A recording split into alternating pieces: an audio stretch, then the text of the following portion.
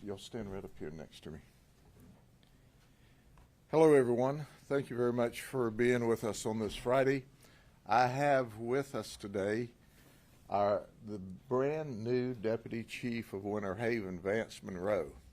Now, the reason he doesn't know where to stand is because he retired as a major for me in charge of all the east side of the county. But Director Charlie Bird, who's a dear friend of mine, and he's the public safety director for Winter Haven, said, Sheriff, I believe I'll recruit him to come work with us. So, you know, when I talk about relationships and the relationships we have, Director Charlie Bird is a dear friend of mine, and he's the big boss over public safety, all of public safety for Winter Haven. And then, of course, Vance Monroe, the new deputy police chief, is a dear friend of mine and very valued major that just retired. So I'm sad to see him go, but I'm happy that he's at Winter Haven and they haven't scooped him up and taken him off to another part of the state. So here's what we want to talk about today. It's rare that you see a serial sex offender, but we had one amongst us. And I can't compliment the Winter Haven Police Department and my deputies enough for their work. I'm going to show you the photograph of a very dangerous person. He has a pedigree in being a sexual offender, a deviant. And it's just by the grace of God, at least that we know of, that we don't have any sexually abused dead children. But Deputy Chief Vance Monroe is going to talk more about that. Let me introduce you to Robert Miranda. Robert is 42 years of age. He was arrested in 2000 for lewd battery on a 12-year-old child. At that time, he was 17. So, for whatever reasons, they withheld adjudication. But the good news was they did designate him as a sexual offender. Now, he has a criminal history for years of cocaine abuse, and he bounces back and forth between Brevard County, Polk County, different counties. He gets probation here, probation there. He's locked up for some period of time, but this guy has never been to state prison, and he's got a long criminal history. So let me take you to February 16th of this year at Avenue A and 2nd Street Southwest. There's a mother and daughter who are 30 and 60 years of age. They are simply visiting Winter Haven from North Carolina because they wanted to take a vacation. They looked online and said that, wow, that Winter Haven's a beautiful place. Let's go down and check it out. Well, they saw more than they wanted to. So they're literally standing and admiring Winter Haven when this guy pulls up in a gray Mitsubishi Outlander and masturbates in their presence. Will they attempt to get his tag number? He doesn't have a tag number. So they notify the Winter Haven Police Department. Now let's jump ahead a week. No more activity. February 23rd at 7:20 in the morning at Avenue H and 15th Street Northeast, Winter Haven. This one is in the unincorporated area, just outside of the city of Winter Haven, where this guy pulls up and at 7:20 in the morning ask this 9-year-old child, you know, have you lost a dog? I've got this brown and black puppy shivering in my car. Come over here and look at it.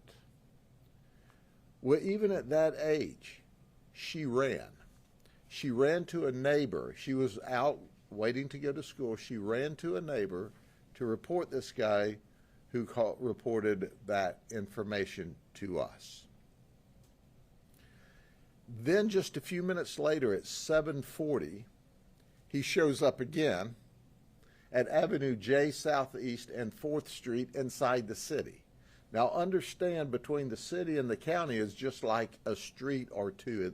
So on February 23rd at Avenue J, he drove up to a 12-year-old who was wearing a hoodie and had bangs and started masturbating in the presence of the 12-year-old. And that was reported to the Winter Haven Police Department. So the Winter Haven Police Department, as the deputy chief will explain, they put out a bulletin. They're on it. We figure out, hey, after talking to the police, that it's not just our one in the county. It's not just their two in the county. We're up to 3 in a very short period of time. We don't have a tag number. He doesn't have a tag on his vehicle.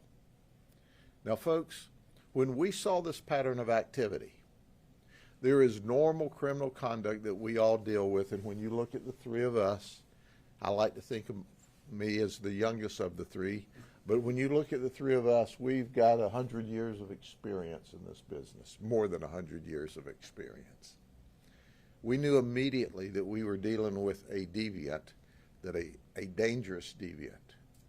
Between the police department and the sheriff's office, we had over 100 detectives working on this case. And here's what our supervisors told them. It's a gray Mitsubishi Outlander with no tag. Now go find the guy. Now, folks, that's no leads at all.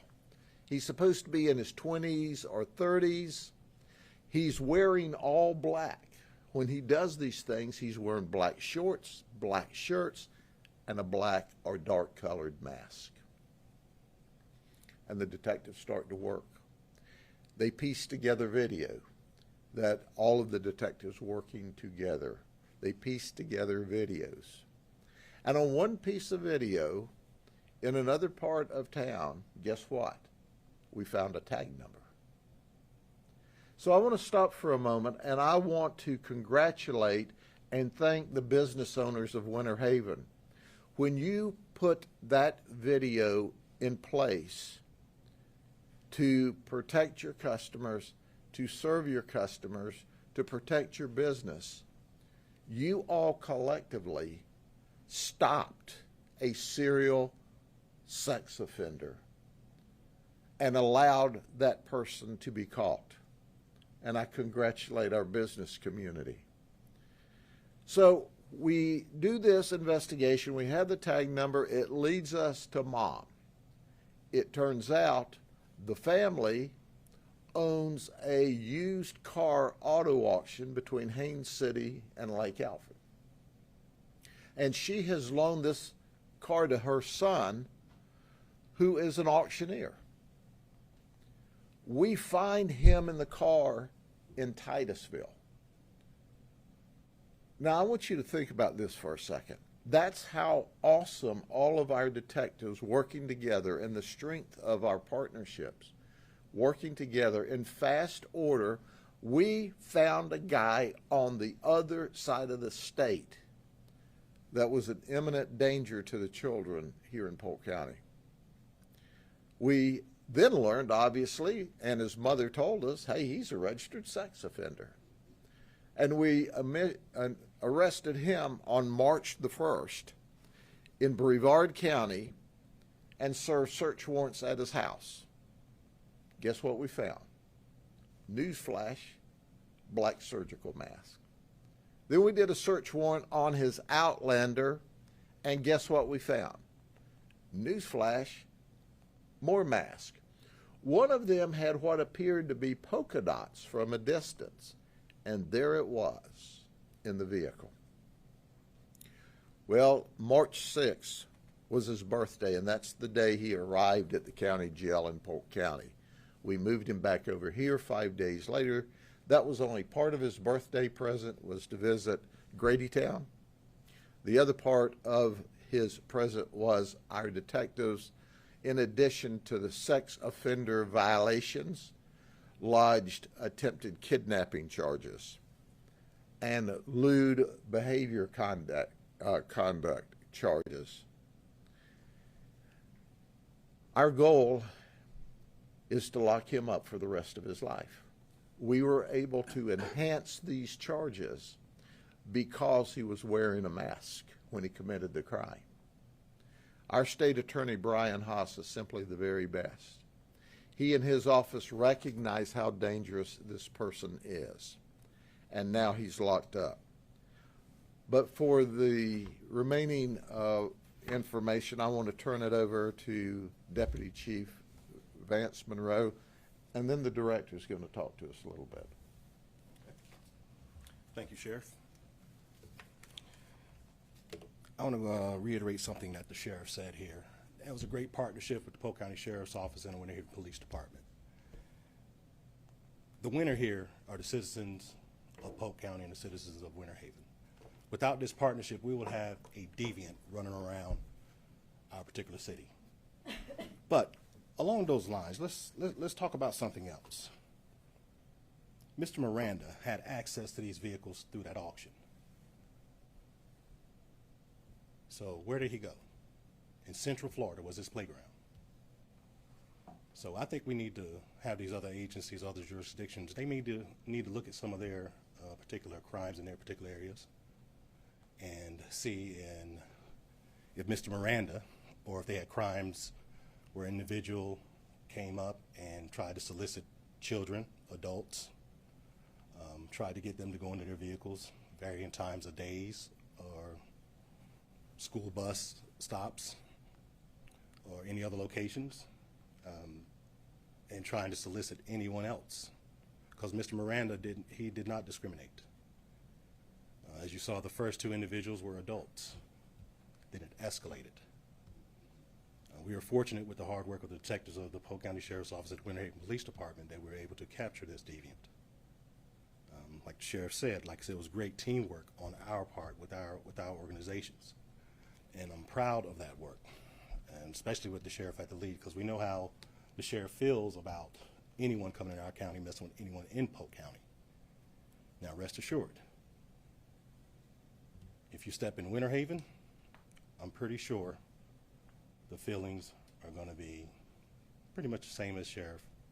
I don't want anyone stepping in Winter Haven doing anything or looking at our children or our citizens in this manner. This subject had access via the auction to all types of vehicles. So where did he go? So where was he getting these vehicles from? So as we receive more information, and as we ask the citizens to call in to their particular local jurisdictions, and if we receive any information, we will continue our investigations on our end and share the information that we have. But we are just thankful that we're able to bring this subject, Mr. Miranda, to justice, and he will face justice in these particular cases. Thank you.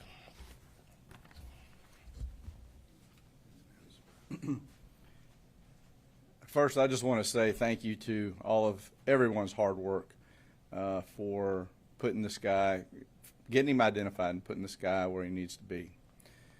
But what I really want to kind of hit on is the relationships and partnerships. Without those partnerships and those relationships, this kind of investigation goes many, many, many months, maybe even years before it gets solved, if it even gets solved. And frankly, in Polk County, that's the one thing that I grew up here, and I am very proud of the fact that we have those relationships in Polk County. You go to other counties, you don't have those relationships. So here's the thing. Without Polk County Sheriff's Office working with the Winter Haven Police Department in the manner that they did and piecing these things together, and just like the sheriff said, working in partnership with the community, because we have to have those relationships with the community. The relationships with those victims that got the information that were taught, those young children that were taught stranger danger, whatever the program was, to run away and grab the information they could and provide that to us so that we can do that investigation. That's what those partnerships are all about. Those are the things that make us be able to be successful as public safety employees. And now we're taking the next step of that. The next step of that is as you heard the chief and the sheriff say, we're putting this information out there so that other police departments, and hopefully they don't just stick their nose in their head in the sand, that they actually pay attention to what's going on here and all the hard work that these detectives have done and utilize that to potentially solve some cases in their jurisdictions. Because I'm going to tell you something, and the sheriff's probably going to say that, so I'm sorry if I'm stealing your thunder, Sheriff. The fact of the matter is that this guy ain't done this. This isn't his first time. Ain't his first rodeo. There are victims out there. So that's the next step in this partnership, is reaching out and asking for that. And that's all I have to say. Thank you. I want to say, preach it on. We can't rely on a police agency to say, hey, we've got this guy in an Outlander vehicle. If you have anything like this, let us know. His dad owns a used car auction. It's endless, the vehicles. And like the director and the chief said, this guy's 42 years old. And to quote Director Byrd, this ain't his first rodeo.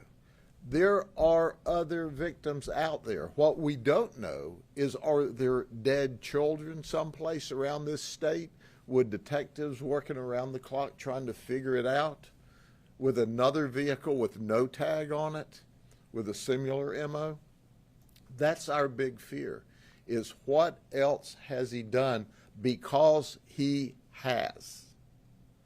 And his parents told us part of his job at the auction is to move around Florida looking for vehicles for them to auction off. So he goes to different car dealerships and businesses all over the state. In fact, he was cited in, I believe it was Titusville or someplace in Brevard County, for operating a vehicle without a tag on it. So did that police officer catch him just before he was going to grab a child someplace else? Or did he expose himself to some adult who just paid no attention and wandered away? But listen, folks, I want the community all to hear what the chief and the director and I'm saying. We need to charge him with everything he's ever done.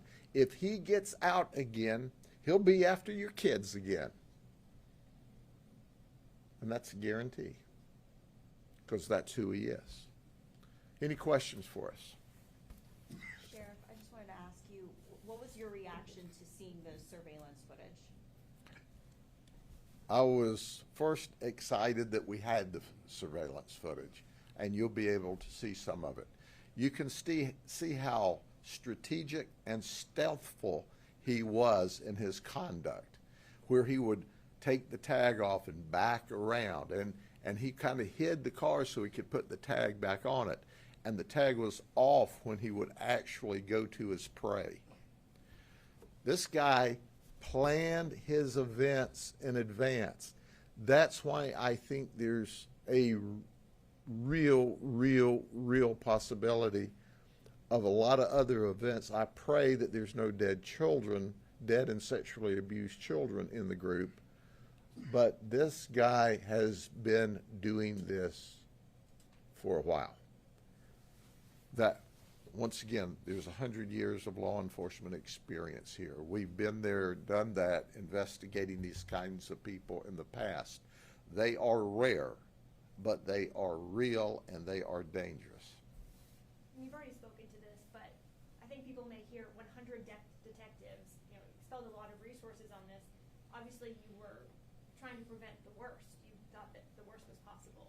That's exactly what my colleagues, and once again, you know, I brag on my deputies, my detectives, and the relationships with the police department. We had cops out on every street all over Winter Haven because we knew he was coming back. But we happened to find him before he came back. And the reason for a lot of these resources is we had no tag number. All we had was a description, and we could not allow him to come back to this defined area, which is now his area of attack, without us being there. So how do you make sure he does not get out of our dragnet? You put law enforcement officers every place.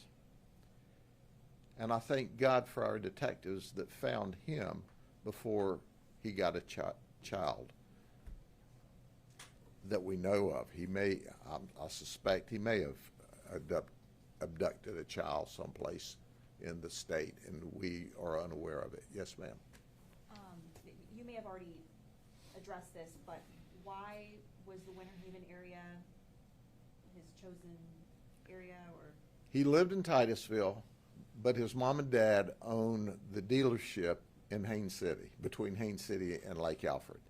There are some mobile homes or trailers there that he stays there around auction days because he's an auctioneer, and he works at the auction house, and he's one of the employees. So even though he lives in Titusville, he's over here at least a couple of days, 2 or 3 days a week around the auction.